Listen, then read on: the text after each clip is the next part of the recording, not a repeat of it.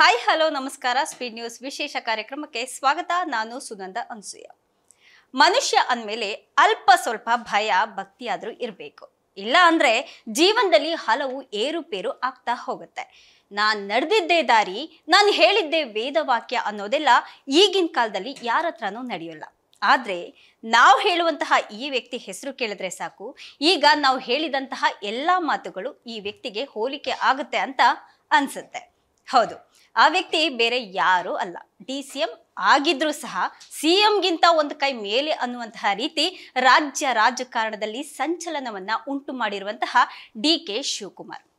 ಹೌದು, ಬಂಡೆ ಅಂದ್ರೆ ಸಾಕು ಎಲ್ಲರ ತಲೆಯಲ್ಲಿ ಬರೋದು ಒಂದೇ ಹೆಸರು, ಅದು DK ಶಿವಕುಮಾರ್. ಯಾವ IT ದಾಳಿ, ED ಅರೆಸ್ಟ್ಗಳಿಗೂ ಸಹ ಅಲುಗಾಡದಂತಹ DKಶಿ ಭೂಗತ ಪಾತಕಿ ಕೊತ್ವಾಲ್ ರಾಮಚಂದ್ರನ ಶಿಷ್ಯ ಅನ್ನುವಂತಹ ಮಾತು ಸಹ ಇದೆ. ಸದ್ಯಕ್ಕೆ ಕರ್ನಾಟಕದ ಉಪಮುಖ್ಯಮಂತ್ರಿಯಾಗಿ ಇಡೀ ರಾಜ್ಯ ರಾಜಕಾರಣವನ್ನೇ ಅಲುಗಾಡಿಸ್ತಿರುವಂತಹ ಕನಕಪುರ ಬಂಡೆಯ ಒಂದು ರೋಚಕ ಸ್ಟೋರಿ ಇದು. ಅಂದಿನ ಕೆಂಪೇಗೌಡ ಶಿವಕುಮಾರ್, ಇಂದು DK ಶಿವಕುಮಾರ್. 1962ರ ಮೇ 15ರಂದು ಕನಕಪುರ ಜಿಲ್ಲೆಯ ದೊಡ್ಡಾಲಹಳ್ಳಿಯ ಕೆಂಪೇಗೌಡ ಹಾಗೆ ಗೌರಮ್ಮ ದಂಪತಿಗೆ ಜನಿಸಿದಂತಹ ಪುತ್ರ DKಶಿ. ಒಕ್ಕಲಿಗ ಸಮುದಾಯಕ್ಕೆ ಸೇರಿರುವಂತಹ DKಶಿ ಕಾಲೇಜಿನಲ್ಲೇ ಸ್ಟೂಡೆಂಟ್ ಪಾಲಿಟಿಕ್ಸ್ ನಲ್ಲಿ ಸಕ್ರಿಯವಾಗಿದ್ರು. ಜೊತೆಗೆ ಕಾಂಗ್ರೆಸ್ ಪಕ್ಷದ ವಿದ್ಯಾರ್ಥಿ ಘಟಕವಾದಂತಹ NSUIಗೆ ಕೂಡ ಸೇರಿದ್ರು.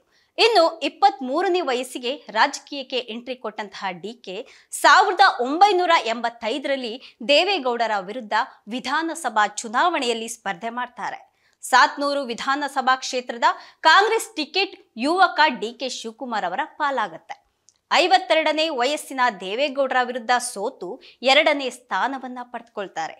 ಮೊದಲ ಎಲೆಕ್ಷನ್ನಲ್ಲೇ ದೇವೇಗೌಡರನ್ನ ಎದುರಿಸಿ 2ನೇ ಸ್ಥಾನವನ್ನ ಪಡೆದುಕೊಳ್ಳುವಂತಹ ಮೂಲಕ ಕಾಂಗ್ರೆಸ್ ಪಕ್ಷದಲ್ಲಿ ಗುರುತಿಸಿಕೊಳ್ತಾರೆ. ಇಲ್ಲಿಂದ ತನ್ನ ರಾಜಕೀಯ ಹಾದಿಯನ್ನ ಮತ್ತಷ್ಟು ಗಟ್ಟಿಯಾಗಿಸಿಕೊಂಡಂತಹ DK 1989ರಲ್ಲಿ ಗೆದ್ದು MLA ಬಂಗಾರಪ್ಪ ಸರ್ಕಾರದಲ್ಲಿ ಮಂತ್ರಿ ಆಗ್ತಾರೆ. ಅಂದು ಮಂತ್ರಿಯಾಗಿದ್ದಂತಹ DK ಇಂದು ರಾಜ್ಯದ DCM ಆಗಿ ಗರ್ಜಿಸ್ತಾ ಇದ್ದಾರೆ. ಹೌದು, ಸದ್ಯ ಕರ್ನಾಟಕ ರಾಜ್ಯದ ಉಪಮುಖ್ಯಮಂತ್ರಿ ಆಗಿರುವಂತಹ DKಶಿ ಆಡಿದ್ದೇ ಆಟ, ಮಾಡಿದ್ದೇ ರೂಲ್ಸ್ ಅನ್ನೋ ಹಾಗೆ ಇದೆ. ಸಿದ್ದರಾಮಯ್ಯ ಹೆಸರಿಗಷ್ಟೇ CM, ಇಡೀ ಕರ್ನಾಟಕದ ಕಂಟ್ರೋಲ್ DK ಕೈಯಲ್ಲಿ ಇದೆ ಅನ್ನುವಂತಹ ಮಾತುಗಳು ಎಲ್ಲೆಡೆ ಕೇಳಿ ಬರ್ತಾ ಇದೆ. ಇದಕ್ಕೆ ಪೂರಕವಾಗಿ DKಶಿ ನಡೆದುಕೊಳ್ತಿರುವಂತಹ ರೀತಿ ಕೂಡ ಕಾರಣ ಎನ್ನಲಾಗ್ತಾ ಇದೆ. ಇದು ಕಾಂಗ್ರೆಸ್ ಪಕ್ಷ ರಾಜ್ಯದಲ್ಲಿ ಸರ್ಕಾರ ರಚನೆ ಆಗಿರೋದಕ್ಕೆ DKಶಿನೇ ಬಹುಮುಖ್ಯ ಪಾಲು ಇದೆ ಅನ್ನುವಂತಹ ಮಾತು ಕೂಡ ಇದೆ. ಆದ್ರೆ ಪಕ್ಷಕ್ಕಾಗಿ ಅಷ್ಟೆಲ್ಲಾ ದುಡಿದ್ರೂ ಸಹ ಹೈಕಮಾಂಡ್ನ ಮೆಚ್ಚುಗೆ ಪಡೆಯೋದ್ರಲ್ಲಿ DKಶಿ ವಿಫಲರಾಗಿದ್ದಾರೆ.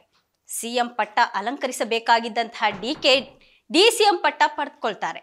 ಆದ್ರೆ CM ಕುರ್ಚಿ ಮೇಲೆ ಕಣ್ಣಿಟ್ಟಿರುವಂತಹ DK ನವೆಂಬರ್ ಕ್ರಾಂತಿ ಅನ್ನುವಂತಹ ಮೂಲಕ CM ಕುರ್ಚಿಯನ್ನ ಕಸಿದುಕೊಳ್ಳೋದಕ್ಕೆ ಮಾಸ್ಟರ್ ಪ್ಲಾನ್ ಮಾಡ್ತಿದ್ದಾರೆ ಅನ್ನುವಂತಹ ಮಾತು ಸಹ ಇದೆ. ಏನೇ ಹೇಳಿ ವೀಕ್ಷಕರೇ, ಕನಕಪುರ ಬಂಡೆ ಅಂತಲೇ ಬಿರುದನ್ನ ಪಡೆದುಕೊಂಡಿರುವಂತಹ DK ಶಿವಕುಮಾರ್ ಬಂಡೆ ರೀತಿಯಲ್ಲೇ ಜೀವನವನ್ನ ಸಾಗಿಸ್ತಿರೋದಂತೂ ಸುಳ್ಳಲ್ಲ.